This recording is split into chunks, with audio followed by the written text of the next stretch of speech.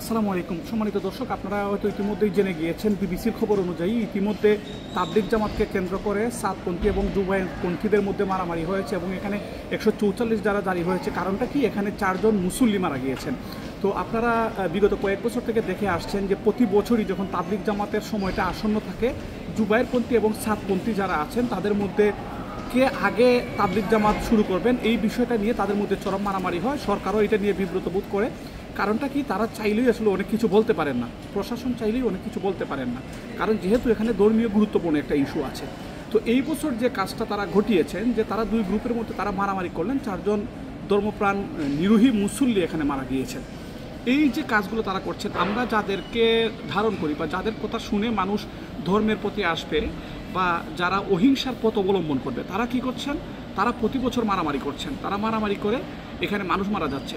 তাদেরকে অহিংসার পথ অবলম্বন করা উচিত ছিল এবং তারা আলাপ আলোচনার মধ্যে তারা যেখানে এক হতে পারছেন না, এবং এই লোকগুলোই আপনি ওয়াজ মাহফিলের মধ্যে দেখবেন তারা লক্ষ লক্ষ মানুষকে আহ্বান করে থাকেন, দিনের পথে আসেন, ভালো কাজ করেন, মারামারি করেন, কিন্তু তারাই যখন এই কাজগুলো করেন তাদের কারণে যখন মানুষ মারা যায়, মানুষের ভোগান্তি হয় এবং সারা দেশেই এটা নিয়ে একটা উত্তেজনা ছড়িয়ে পড়ে। এই যে দুই গ্রুপ আছে, সাতপন্থী এবং জুবাইরপন্থী, আমরা আশা করি তারা মানুষকে হেদায়েতের কথা বলেন, তারা নিজেরা হেদায়েত হবেন, তারা নিজেরা একত্রিত হবেন। তারা যদি এক না হতে পারেন তাহলে ধর্মকে তারা এক করবেন কিভাবে?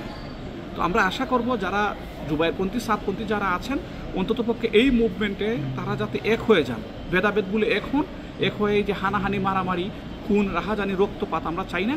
আমরা চাই আপনারা ওয়াজ মাহফিলে বসে সুন্দর কথা বলবেন, মিম্বরে বসে ধর্মের কথা বলবেন, হিংসার কথা নয়।